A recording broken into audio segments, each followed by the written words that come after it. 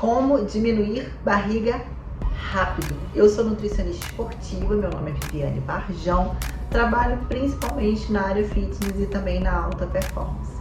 E com certeza é unanimidade que a maioria das pessoas quer diminuir barriga e de preferência mais rápido possível.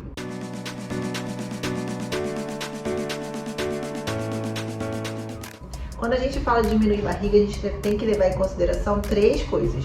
O tecido adiposo, né, que é a capa de gordura que vai estar ali no seu abdômen. Mas a gente também precisa prestar atenção em outras duas coisas. Primeiro, a distensão abdominal, que é o que aumenta a circunferência também dessa barriga. Então, às vezes, você tem uma má função intestinal ou simplesmente você tem muita formação de gases que te deixa estufada com uma distensão. Se você melhora esse simples fator, você já diminui drasticamente a circunferência desse abdômen, se sente mais sequinho. Porque tecido adiposo, gordura, leva mais tempo. Assim como leva tempo para você construir aquela camada de gordura, você também vai levar tempo para poder ir diminuindo aquela camada de gordura.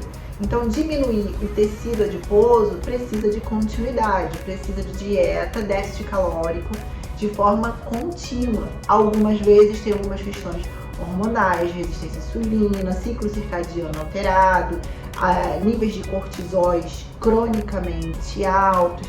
Então, quando a gente está falando de tecido adiposo, a gente tem que prestar muita atenção nesses fatores e manter uma dieta por longo prazo. Só que quando a gente está falando de distensão abdominal e do terceiro fator, que é retenção de líquido, existem medidas que a gente pode tomar que vai resolver mais rápido comparado ao tempo que a gente precisa para eliminar a capa de gordura. Na questão de distensão, primeiro você precisa prestar atenção como está a sua função intestinal. Imagina aquela pessoa que leva 3, 4, 5 dias para conseguir ir ao banheiro evacuar. Ela está acumulando ali no intestino o que ela comeu 4, 5 dias. Então vai ter muita formação de gases, sim, vai ter distensão e isso influencia esteticamente no seu abdômen, no tamanho da sua barriga. Então o primeiro passo é, pelo menos uma vez ao dia, ir ao banheiro evacuar, de preferência pela manhã, aquela limpeza intestinal pela manhã. Existem muitos fatores que podem influenciar na constipação, mas você pode começar a prestar atenção em duas coisas.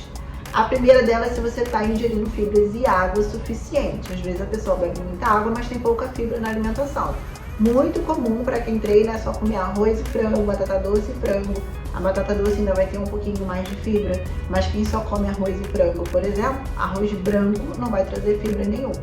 Então você vai ter que começar a adicionar mais fibras, mais frutas com casca, principalmente, porque a fibra da casca vai ajudar a aumentar o fluxo intestinal. Utilizar mais aveia, utilizar mais psyllium, especialmente se você é uma pessoa que sente muita fome, vai ajudar muito na saciedade. Ou o contrário, às vezes a pessoa come muitas frutas, muitas fibras, mas não está ingerindo líquido suficiente para poder umidificar essas fibras, formar o bolo fecal e ter um bom funcionamento intestinal. Então, às vezes, só cuidando disso já vai melhorar bastante. Segunda coisa, a glutamina. As pessoas discutem demais se glutamina funciona ou não funciona, se vale a pena suplementar ou não vale a pena suplementar. Um dos principais fatores de se usar a glutamina é nível intestinal. A glutamina é extremamente importante para o intestino, porque ela é utilizada como alimento para os nossos enterócitos, as células intestinais. Então, se você tem problemas a nível celular, a nível de mucosa, a glutamina é importantíssima. Como, por exemplo, questões de permeabilidade intestinal, que acaba aumentando o nível de toxinas no seu corpo, que entra no seu corpo e que vai gerar, inclusive, a retenção de líquido, que é um dos 3 fatores que a gente está falando. Então, glutamina ajuda demais. E outra coisa que pode te ajudar bastante é utilizar a água com limão, ou acordar, ou junto com as refeições, porque limão é fácil, é acessível e a acidez do limão vai fazer com que você libere enzimas digestivas que vão ajudar a digerir proteínas que estão aderidas na mucosa do seu intestino. Essas proteínas em excesso que foram mal digeridas estão ali aderidas na mucosa do seu intestino, vão formar muitos gases, elas vão alimentar bactérias proteolíticas que vão se multiplicar, que podem gerar uma disbiose, motivam muitas vezes por excesso de gases de distensão e por estar ali elas vão ficando cada vez mais fermentadas. Então quando você faz essa limpeza, especialmente todo dia pela manhã, você elimina esse alimento que está em excesso para essas bactérias proteolíticas e diminui muitos gases, também ajuda muito a diminuir essa distensão abdominal. Outro fator que pode ajudar muito a melhorar o trânsito intestinal, especialmente se você é uma pessoa que consome muito leite, muito queijo branco, é diminuir o consumo desses alimentos. Eu sei que as pessoas dizem que leite é bom, que queijo é bom para dieta, mas existe uma proteína chamada caseína, que é 80% da proteína que existe no leite, e que a maior parte do leite que a gente consome aqui no nosso país é do tipo A1.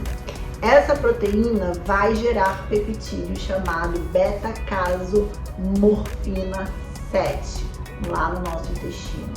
E esse peptídeo, ele causa o retardo do trânsito intestinal, ele torna o trânsito intestinal cada vez mais lento. Uma pessoa que já está predisposta, então veja bem, não é todo mundo que vai ter constipação porque está comendo queijo branco, tá? Uma pessoa que já está predisposta ou uma pessoa que tem alergia a proteínas do leite. Muitas pessoas nem sabem o que é ou se tem alergia à proteína do leite. Um dos sintomas será constipação intestinal. Então experimenta. Viviane, tem algum exame que eu possa saber se é isso? Existem alguns exames para saber sobre alergia, mas eles não são exatos. Então a melhor forma de você descobrir é fazer uma dieta de exclusão. Faz uma alimentação de 30 a 40 dias sem utilizar esses alimentos. Se você sentir uma melhora drástica, inclusive se você é uma pessoa que tem muita rinite, sinusite, isso é mais um dos sintomas, né? Da possível alergia a proteínas do leite. Se você sentir uma melhora muito grande, então é muito provável que você tenha sim essa alergia à proteína, tenha essa sensibilidade. E aí aos pouquinhos você vai reintroduzir esses alimentos, aos poucos. E aí você vai começando a perceber qual é o nível de tolerância ou de intolerância que você tem. Se você é uma pessoa que precisa cortar totalmente ou se até um limite de quantidade do seu corpo não gera nenhuma reação. Vale a pena você fazer esse teste.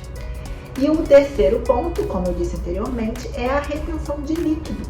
Se você diminui o líquido que tem ali subcutâneo, a sua pele fica mais fina. É claro, considerando que você já está em processo da queima de gordura também, e você vai começar a ver o músculo que tem ali embaixo.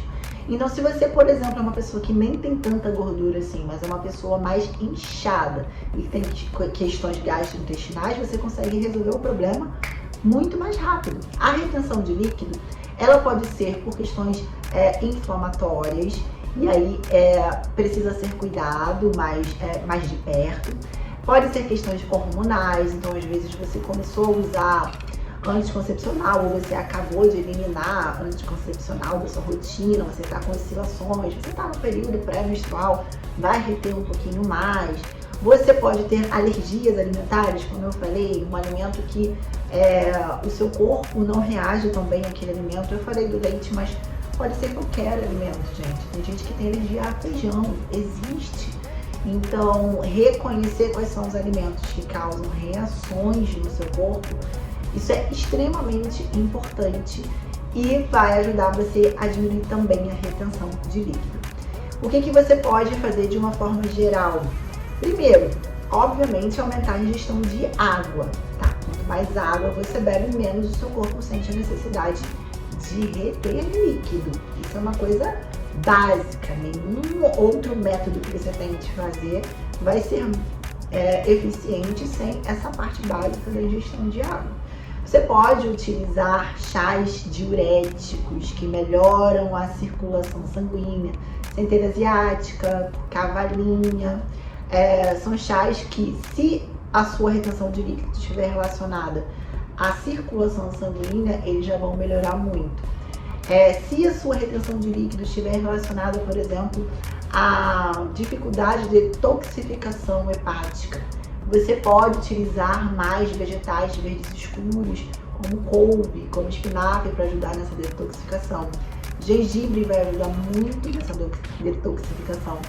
Alcachofra, chá de alcachofra é excelente, tanto para ajudar na detoxificação como no metabolismo de gorduras do corpo. E o chá de boldo também pode ser mais uma estratégia boa, muito acessível para você diminuir a retenção de líquido, caso esteja mais voltado para a dificuldade de desintoxicar. Escreve aqui nos comentários quanto tempo que você está tentando diminuir essa barriga e ainda não tinha pensado nessas estratégias.